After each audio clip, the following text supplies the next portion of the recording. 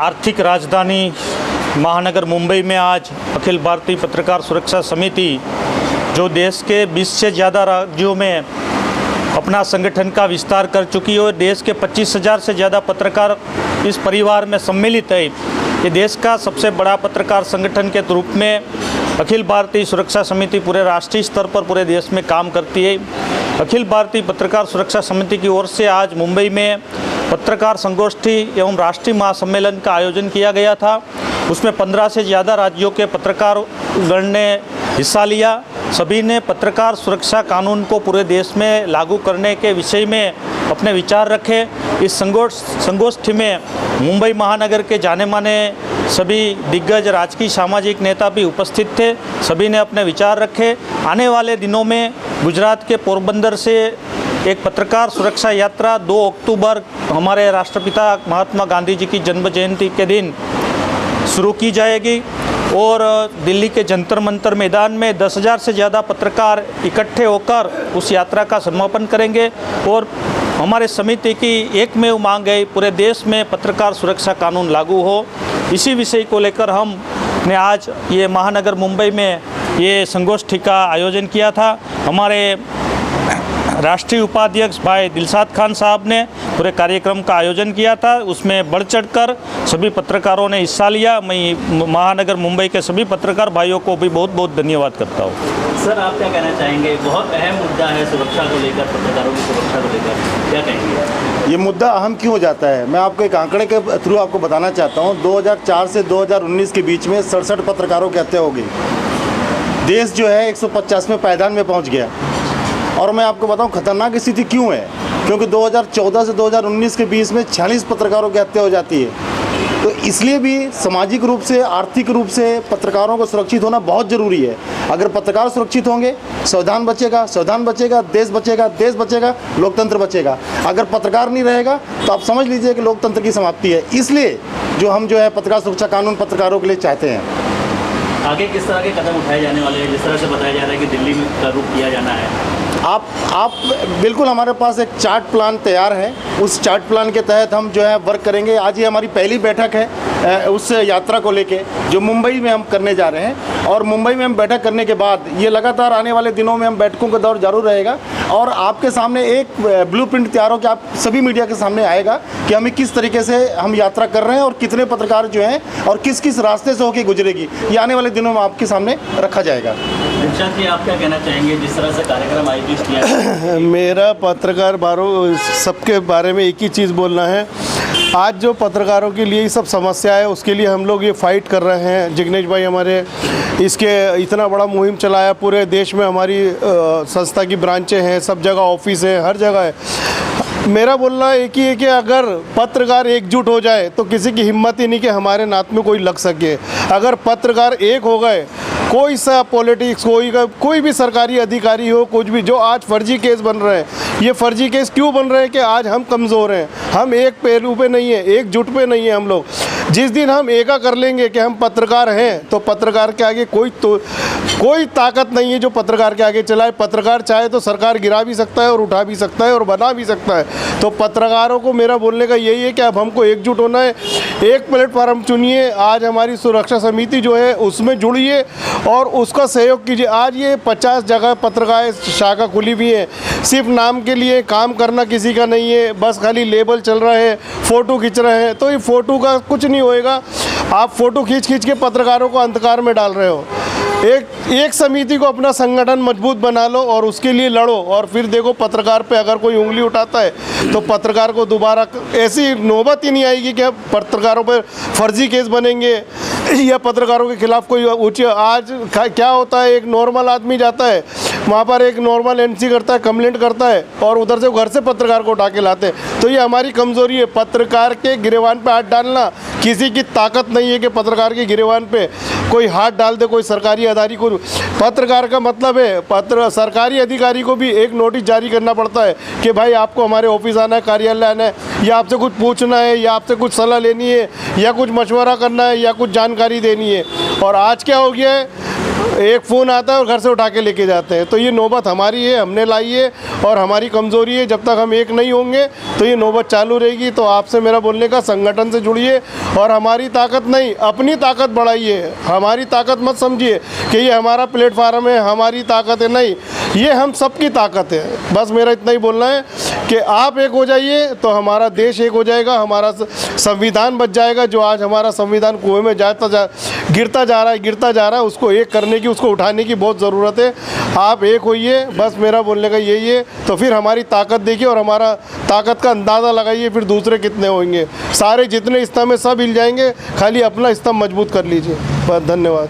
अजय जी, आप क्या कहना चाहेंगे जिस तरह सही से किया जा रहा है, जो अपना मुद्दा है वही बोले ना, को लेकर जो अहम मुद्दा है, दूसरी बात क्यों करने का। देखिए, आज अखिल भारतीय परिषद की आज बैठक लगाई गई मुंबई लोखंडवाला फ्लैग परिसर में।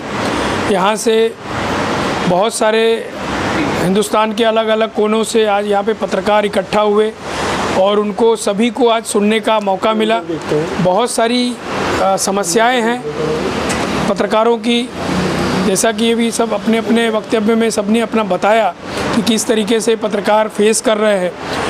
हमारे बीच में हमारे राष्ट्रीय अध्यक्ष अखिल भारतीय के पत्रकार परिषद के हमारे बीच में खड़े हैं और बाकी की बहुत सारे पत्रकार यहाँ पे हैं। मैं सभी से एक अनुरोध करूँगा, जैसा हमारे देश में बोला जाता है कि पत्रकार जो है हमारे संविधान के चौथे स्तंभ हैं, तो आप सभी को संगठित होना है। और सरकार से हमारी एक ही गुजारिश है कि इन पत्रकारों के लिए एक सुरक्षा जो है बहुत ज़रूरी है, क्योंकि आज ये अपने जान पे खेल के ऐसे बहुत सारी समस्याएं लोगों की, जो हमारे दबे कुचले लोग हैं, उनकी समस्याओं को ये उठाते हैं और इसके बाद में उसका पनिशमेंट इनको भुगतना पड़ता है। तो ऐसे हमारे पत्रकारों की सुरक्षा जो है वो सरकार की जिम्मेदारी है, प्रशासन की जिम्मेदारी है।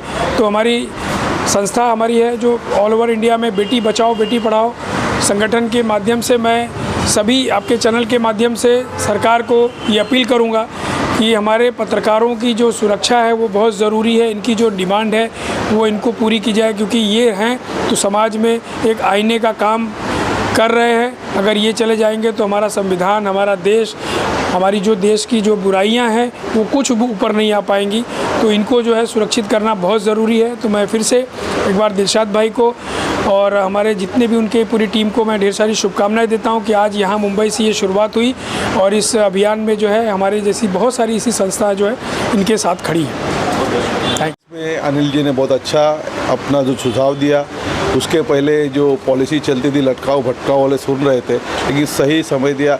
और मेरे भाई राणे जी ने कहा, वित्त मित्र पत्रकार ने, कि वकालतनामा हमारे जानकार साहब ने सही किया है और ये इस राष्ट्रीय पत्रकार के साथ ही है और साथ रहेंगे। ये खातरी के साथ कहता हूँ, आपको जब भी कुछ हो तो अपनी आवाज़, आज भी वो MLC है विधान परिषद में, आपकी एक आवाज़ आपके साथ है, यही कहना चाहूँगा आपको। क्या जैसा हमारे भाई सुहेल भाई ने बताया, तो ये जो है वो एक अपनी जो गवर्नमेंट है उनको डेफिनेटली सोचना चाहिए इस बारे में भी, और जो सुरक्षा है उन लोगों को, जितने भी अपने यहाँ पर जो प्रेस वाले हैं, जो मीडिया है, उनको सुरक्षा उनको देनी चाहिए, उनके साथ उनको जो है वो पूरा सम्मान वो करना चाहिए, उनको सपोर्ट करना चाहिए, ताकि जो है वो सही न्यूज़ आए, सही उन चीज़ें जो है लोगों के सामने आए।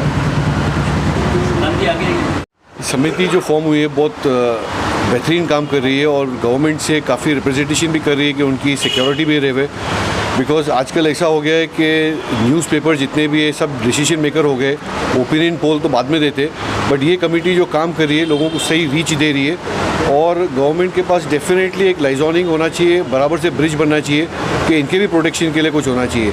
और जब मैंने यहाँ देखा कि सब बड़े बड़े नेता है, अभिजीत राणे जी है, अरुण गंगुली जी है, ये सब जब जुड़े हुए हैं तो ये सही मुद्दा जो है वो बराबर से पेश होगा, बिकॉज ये सब जो है एक सिंसियर वे में लोगों के लिए काम करने वाले हैं। कानून लागू करने के लिए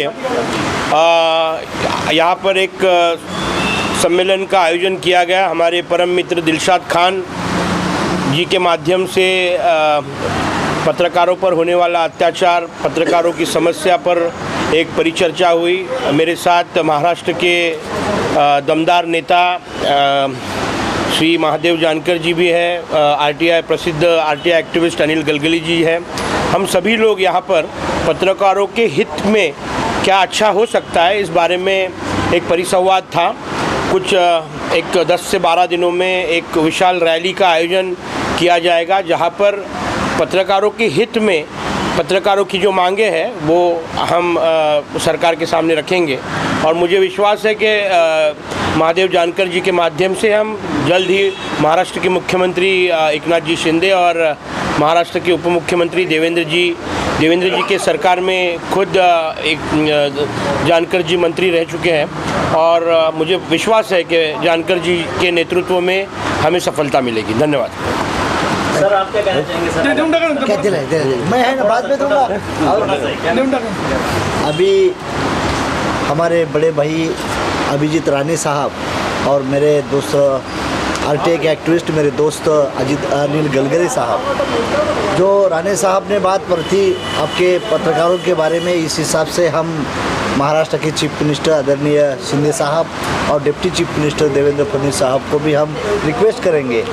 और मेरे से भी रिलेशन अच्छा है राणे साहब का, दोनों के साथ भी, लेकिन मैं गलगली साहब का भी है। तो जो पत्रकारों के हित का जो है, हमारे शासन ने तो, पुराने महाराष्ट्र गवर्नमेंट ने तो पत्रकारों के हित का लॉ बना चुका है, लेकिन और भी कोई दिक्कत रहेगी, आपका कोई सुझाव रहेगा तो मैं आने वाली असेंबली में चीफ मिनिस्टर और डिप्टी चीफ मिनिस्टर को वकालत करने की कोशिश करूंगा, और मैं पत्रकारों के साथ रहूंगा। पत्रकारों को मेरी रिक्वेस्ट है, रियल जो बात है वो आगे आनी चाहिए।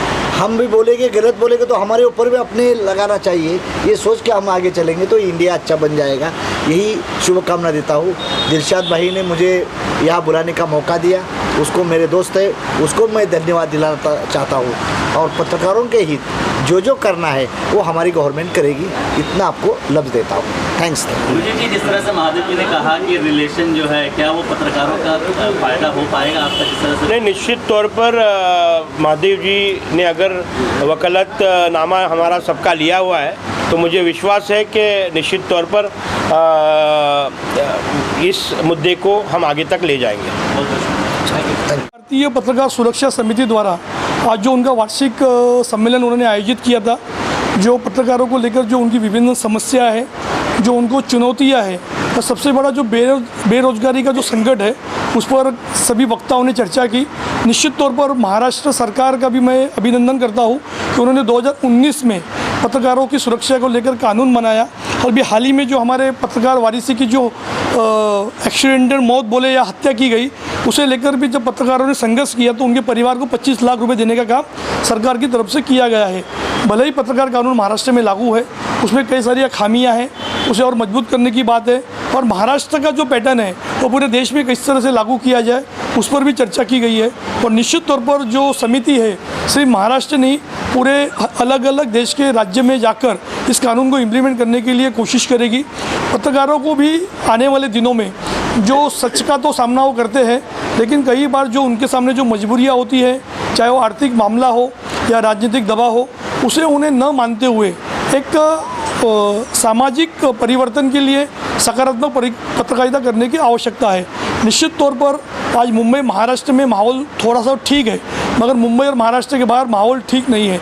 कहीं ना कहीं तो जो केंद्र की सरकार है, अलग अलग राज्य की सरकार है, उसे दोनों को मिलकर पत्रकारों के संरक्षण के लिए जो कानून है उसमें क्या नए प्रावधान किए जा सकते हैं, कैसे इन मामलों में कमी हो, चाहे उसकी हत्या का मामला हो पत्रकारों के, उनके परिवार पर जानलेवा हमला हो, उनकी संपत्ति का नुकसान हो, कहीं ना कहीं तो इसे सोचने के लिए सरकार को एक अलग से कमेटी भी गठन करने की आवश्यकता है। और मुझे विश्वास है कि आज के सम्मेलन के बाद जो सुरक्षा समिति है वो पूरे मुद्दे को लेकर सेंट्रल गवर्नमेंट, स्टेट गवर्नमेंट में अप्रोच करेगी और निश्चित तौर पर आने वाले दिनों में पत्रकारों के अच्छे दिन आएंगे।